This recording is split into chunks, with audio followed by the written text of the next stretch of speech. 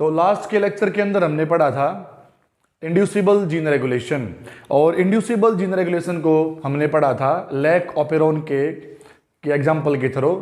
कि lack operon के through आपको मैंने बताया था, हमने पढ़ा था कि इंड्यूसिबल जीन रेगुलेशन क्या होता है, क्योंकि जो हमारा मेन टॉपिक है वो है जीन रेगुलेशन। और आपको मैंने बताया था कि जो जीन रेगुलेशन होता है वो दो तरह का होता है, एक तो होता है इंड्यूसिबल जीन रेगुलेशन, एक होता है रिप्रेसिबल जीन रेगुलेशन। तो लास्ट लेक्चर के अंदर हम इंड्यूसिबल जीन रेगुलेशन पढ़ चुके हैं, और इंड्यूसिबल जीन रेगुलेशन का जो एग्जांपल था मैंने आपको वो लैक ऑपेरॉन के फॉर्म में दिया था। कि लैक ऑपेरॉन के थ्रू हमने समझा था कि इंड्यूसिबल जीन रेगुलेशन क्या होता है।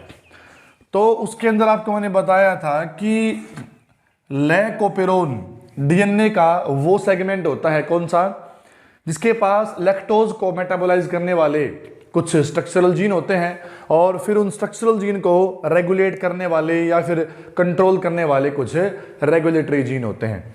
तो लैक ऑपेरॉन के अंदर कुछ ऐसा था, एक रेगुलेटरी जीन था, एक प्रमोटर साइट, ऑपरेटर, और 3 यहाँ पे थे हमारे स्ट्रक्चरल जीन।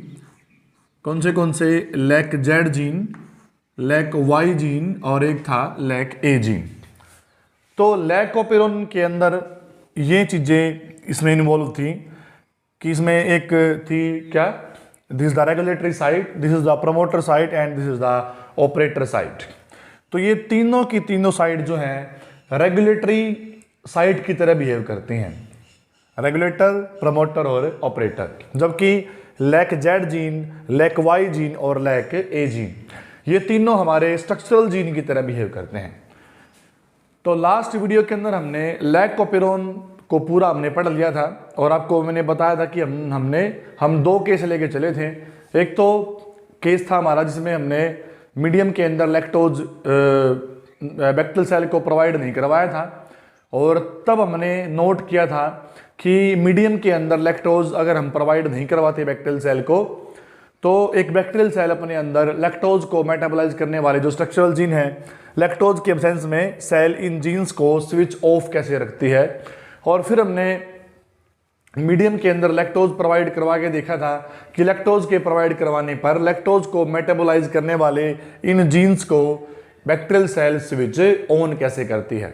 तो वो तो मैकेनिज्म स्विच ऑन का, स्विच ऑफ का जो मैकेनिज्म था वो तो हम पढ़ चुके हैं। आज हम पढ़ेंगे इन lac Z gene, lac Y gene और लैक ए जीन जो है ये किस तरह का जो प्रोडक्ट है प्रोड्यूस करते हैं, मतलब कि ये तीनों के तीनों जीन किस किस तरह के एंजाइम को प्रोड्यूस करते हैं। तो देखिए पहले हम पढ़ेंगे लैक जेड जीन के बारे में कि लैक जेड जीन का लैक ऑपेरॉन के अंदर क्या रोल होता है। पहले इसके अंदर हम पढ़ेंगे about the lac Z gene, कि लैक जेड जीन का फंक्शन क्या होता है। देखिए आपको मैंने बताया था कि लैक ऑपेरॉन के अंदर लैक का मीनिंग क्या है, LAC। तो लैक ऑपेरॉन के अंदर लैक जो यहां पे है, इट इंडिकेट द लैक्टोज। यहां पे जो लैक है वो क्या इंडिकेट कर रहा है, लैक्टोज को। और आपको पता है कि लैक्टोज एक तरह का डाइसैकेराइड है। लैक्टोज क्या है, एक तरह का डाइसैकेराइड है, मतलब कि ये एक ऐसा कार्बोहाइड्रेट है जिसके अंदर शुगर के 2 मॉलिक्यूल होते हैं, और इसके अंदर शुगर के 2 मॉलिक्यूल की फॉर्म में एक मॉलिक्यूल इसके अंदर होता है ग्लूकोज की फॉर्म में, और दूसरा मॉलिक्यूल इसके अंदर होता है गैलेक्टोज की फॉर्म में, ठीक है ना। तो लैक्टोज के अंदर ग्लूकोज और गैलेक्टोज नाम के 2 शुगर मॉलिक्यूल आपस में बीटा 1,4 ग्लाइकोसाइडिक बॉन्ड के थ्रू क्या होते हैं, आपस में जुड़े होते हैं। तो लैक्टोज जो है एक तरह का डाइसैकेराइड है, और इसके अंदर शुगर के 2 मॉलिक्यूल्स होते हैं, एक ग्लूकोज की फॉर्म में होता है और एक गैलेक्टोज की फॉर्म में होता है। तो ये है this lac indicate the lactose, और लैक्टोज मैंने आपको बता दिया कि लैक्टोज क्या होता है।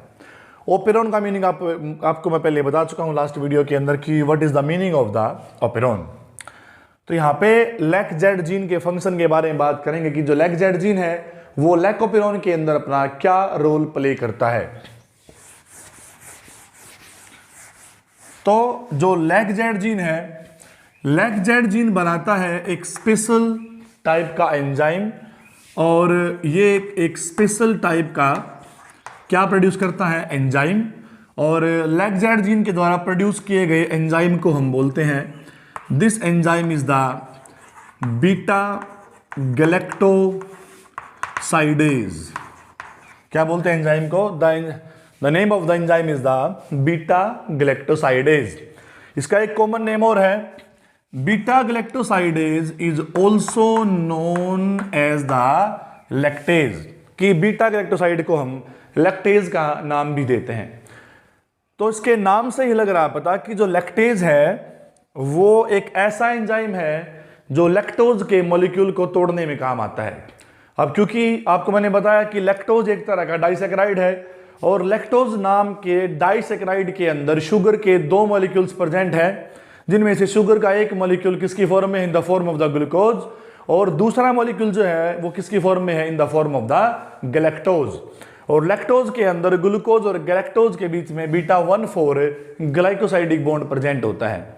तो लैक्टोज के अंदर से ग्लूकोज और गैलेक्टोज के बीच के केमिकल बॉन्ड को तोड़ के दोनों को सेपरेट करने का जो काम होता है वो किसका होता है, वो काम बीटा गैलेक्टोसाइडेज या फिर लैक्टेज आप इसको बोल सकते हो, ये काम इस एंजाइम का होता है। मतलब कि लैक्टोज के मॉलिक्यूल का ब्रेक डाउन करने का जो वर्कलोड है वो किसके ऊपर होता है, वो लैक-जेड जीन के द्वारा प्रोड्यूस किए गए एंजाइम बीटा गैलेक्टोसाइडेज का होता है। ठीक है ना। तो इससे आपको आइडिया आ गया कि बीटा गैलेक्टोसाइडेज लैकोपेरॉन के दौरान, लैकोपेरॉन के अंदर ये क्या करता है, क्या करेगा, ये एंजाइम वर्क करे, ये एंजाइम क्या करता है, वर्क करता है। किसके ऊपर वर्क करता है, ये एंजाइम लैक्टोज के ऊपर वर्क करता है। क्या करता है, ये लैक्टोज के ऊपर वर्क करके लैक्टोज को क्या करता है, तोड़ देता है, उसको उसका ब्रेक डाउन कर देता है। और लैक्टोज का मॉलिक्यूल जब टूटता है तो उससे हमें क्या मिलता है, तो उससे हमें मिलता है एक मॉलिक्यूल तो मिलता है ग्लूकोज का, और इससे दूसरा मॉलिक्यूल हमें मिलता है गैलेक्टोज का। ठीक है ना। अब ग्लूकोज एक मोनोसेकेराइड है, गैलेक्टोज भी क्या है, एक मोनोसेकेराइड है। और हमें पता है कि जो ग्लूकोज है, जितनी भी तरह की सेल टाइप है ना नेचर में जितनी भी तरह की सेल टाइप है, सभी तरह की सेल टाइप है ग्लूकोज को एक मेन एनर्जी सोर्स की तरह क्या करती हैं, इस्तेमाल करती हैं। तो लैक्टोज के ब्रेकडाउन पर जो इससे ग्लूकोज अलग हुआ है, इस ग्लूकोज का यूज बैक्टीरियल सेल कर लेगी, कैसे, एज ए एनर्जी सोर्स। मतलब कि इस ग्लूकोज को बैक्टीरियल सेल क्या कर देगी, तोड़ देगी आगे, और किसके थ्रू द ग्लाइकोलाइसिस भी, थ्रू द ग्लाइकोलाइसिस, जो रेस्पिरेशन का स्टेप है ग्लाइकोलाइसिस। तो लैक्टोज से निकली हुई ग्लूकोज का यूज बैक्टीरियल सेल क्या करेगी, ग्लाइकोलाइसिस के अंदर कर लेगी, किसकी फॉर्म में, एक एनर्जी सोर्स की फॉर्म में। ठीक है ना। अब ग्लूकोज का ब्रेकडाउन ग्लाइकोलाइसिस के थ्रू होगा, और आगे और भी इससे रेस्पिरेटरी प्रोसेस के थ्रू इस ग्लूकोज से सेल क्या कर लेगी, एनर्जी ऑब्टेन कर लेगी in the form of the ATP. अब ग्लूकोज का तो आपको मैंने बता दिया कि लैक्टोज से निकलने के बाद, लैक्टोज से सेपरेट होने के बाद जो ग्लूकोज है उसको बैक्टीरियल सेल कैसे इस्तेमाल करेगी, कि ग्लूकोज को बैक्टीरियल सेल ने क्या कर लिया, एनर्जी सोर्स के तौर पे क्या कर लिया, इस्तेमाल कर लिया ग्लाइकोलाइसिस के थ्रू। अब जो लैक्टोज से अलग निकला है, गैलेक्टोज का बैक्टीरियल सेल क्या करेगी, याद रखिए उसमें आप कि तो केमिकल प्रोसेसेस के थ्रू बैक्टीरियल सेल गैलेक्टोज को भी क्या कर देगी, ग्लूकोज के अंदर कन्वर्ट कर देगी। मतलब कि तो बैक्टीरियल सेल क्या कर देगी कि भी कन्वर्टेड, कि बैक्टीरियल सेल लैक्टोज से निकले हुए गैलेक्टोज को क्या कर देगी, कन्वर्ट कर देगी किसके अंदर, ग्लूकोज को। और फिर ग्लूकोज में कन्वर्ट करने के बाद क्या कर देगी, इसको भी ये एक एनर्जी सोर्स की तरह क्या कर लेगी, इस्तेमाल कर लेगी। तो ये तो आपको मैंने बताया कि लैक जेड जीन के अंदर लैक ऑपेरॉन के अंदर लैक जेड जीन का क्या रोल होता है। ठीक है ना, कि लैक्टोज अगर मीडियम में देंगे तो लैक्टोज जब बैक्टीरियल सेल के अंदर एंटर करेगा तो बैक्टीरियल सेल के अंदर लैक्टोज के एंटर होते ही लैक जेड जीन क्या होगा, अपने आप को एक्सप्रेस करेगा, और एक्सप्रेस करने के बाद लैक जेड जीन से क्या बनेगा, बीटा गैलेक्टोसाइडेज नाम का एंजाइम, और ये एंजाइम लैक्टोज को क्या कर देगा, ग्लूकोज और गैलेक्टोज में तोड़ देगा, और बाद में सेल इस ग्लूकोज और गैलेक्टोज को क्या कर देगी, एक एनर्जी सोर्स के तौर पे क्या कर लेगी, इसको यूज कर लेगी। तो ये था, this is the function of the lac Z gene. उसके बाद हम पढ़ेंगे अब फंक्शन लैक वाई जीन का, कि जो लैक वाई जीन है, क्योंकि हमारे स्ट्रक्चरल जीन 3 तरह के थे, lac Z gene, lac Y और लैक ए जीन। तो लैक जेड जीन का तो फंक्शन आपको मैंने बता दिया कि लैक जेड जीन क्या फंक्शन परफॉर्म करता है। अब हम पढ़ेंगे कि लैक वाई जीन क्या करता है, what is the function of the lac Y gene. तो लैक वाई जीन क्या करेगा, लैक वाई जीन भी एक तरह का एंजाइम प्रोड्यूस करेगा, और जिसका नाम है परमिएज। जिसका नाम क्या है, the name of the enzyme is the परमिएज। और ये परमिएज नाम का जो एंजाइम है ना, ये बिहेव करता है एज लैक्टोज ट्रांसपोर्टर।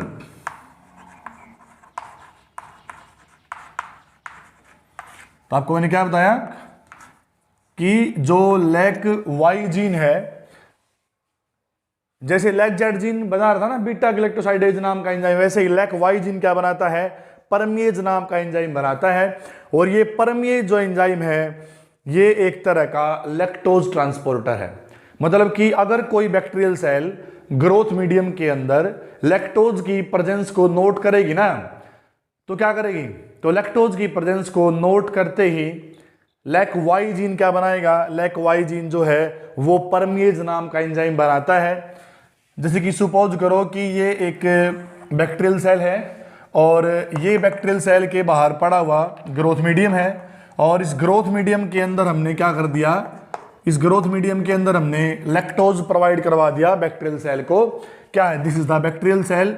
तो लैक्टोज के अपने ग्रोथ मीडियम के अंदर लैक्टोज के नोट करते ही ये बैक्टीरियल सेल क्या बनाएगी, ये बैक्टीरियल सेल अपने अंदर प्रोड्यूस कर देगी किसको, परमिएज नाम के एंजाइम को।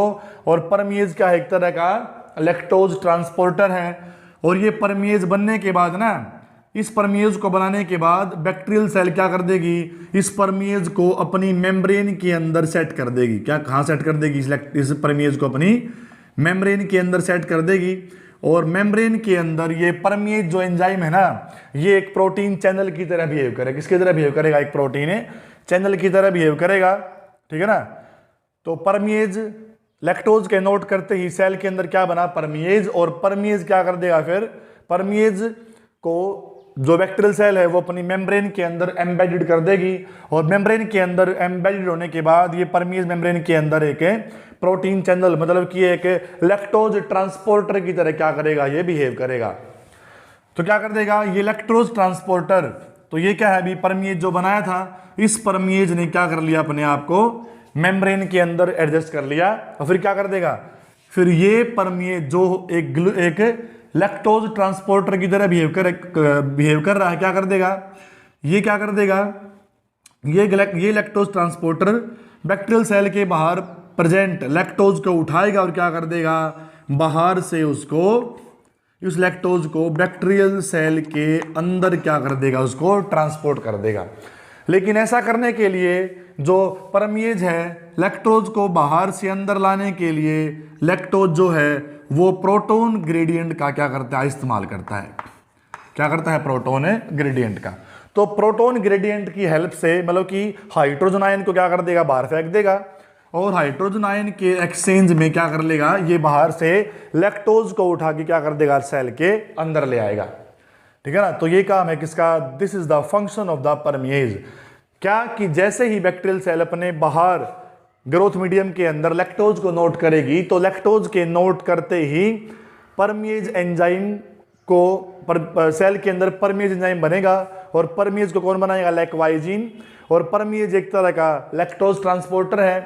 और लैक्टोज ट्रांसपोर्टर की फॉर्म में क्या कर लेगी सेल, इसको अपनी मेम्ब्रेन के अंदर इसको एडजस्ट कर लेगी, और मेम्ब्रेन के अंदर एडजस्ट होते ही क्या कर देगा, ये परमेज जो एंजाइम है, ये परमेज एंजाइम प्रोटॉन ग्रेडियंट की हेल्प से बाहर प्रेजेंट जो बाहर पड़े हुए लैक्टोज को क्या कर देगा, बैक्टीरियल सेल के अंदर ट्रांसपोर्ट करवा देगा। ठीक है, ये है this is the function of the lac Y gene, this is the function of the lac Y gene.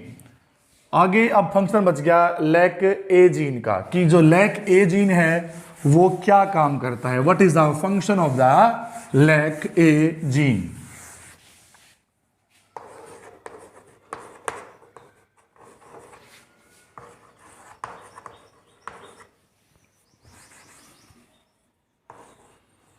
तो ये है this the lac A gene, कि लैक ए जीन का क्या रोल होता है। लैक ए जीन जो है ये भी एक स्पेशल टाइप का एंजाइम बनाता है, और उस एंजाइम का नाम है, the name of the enzyme is the transacetylase, the name of the enzyme is the transacetylase. क्या होता है देखो, कई बार आपको मैंने जस्ट अभी भी बताया है कि जैसे ही सेल अपने बाहर लैक्टोज को नोट करती है तो परमेज एंजाइम को वो बना के अपनी मेम्ब्रेन के अंदर एडजस्ट कर लेती है, और फिर ये परमेज क्या करता है, ये परमेज बाहर पड़े हुए लैक्टोज को बैक्टीरियल सेल के अंदर क्या करता है, ट्रांसपोर्ट कर देता है। कई बार क्या होता है, कई बार अगर मीडियम के अंदर ग्लैक्टोज के साथ साथ अगर मीडियम के अंदर थायोग्लैक्टोज भी प्रेजेंट है ना, ये भी एक तरह केमिकल है। क्या बताया मैंने आपको, कई बार अगर मीडियम के अंदर लैक्टोज के साथ साथ मीडियम के अंदर क्या प्रेजेंट है, अगर मीडियम के अंदर प्रेजेंट है थायोग्लैक्टोज नाम का केमिकल, तो ये लैक्टोज को ट्रांसपोर्ट करने के साथ साथ कई बार क्या करता है, ये परमेज जो है बैक्टीरियल सेल के अंदर इसे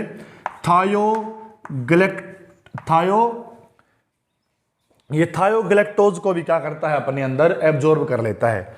क्योंकि ये थायोग्लैक्टोज जो है ना, ये थायोग्लैक्टोज एक तरह का टॉक्सिक केमिकल है। अगर बैक्टीरियल सेल के अंदर ये थायोग्लैक्टोसाइड या थायोग्लैक्टोज अगर ये काफी लंबे टाइम तक बैक्टीरियल सेल के अंदर बना रहेगा ना, ये बैक्टीरियल सेल को मार देगा, ये बैक्टीरियल सेल को किल कर देगा। ठीक है ना, तो इसलिए बैक्टीरियल सेल इस थायोग्लैक्टोसाइड को या थायोग्लैक्टोज को अपने अंदर ज्यादा टाइम तक इसको एग्जिस्ट रहने नहीं दे सकती।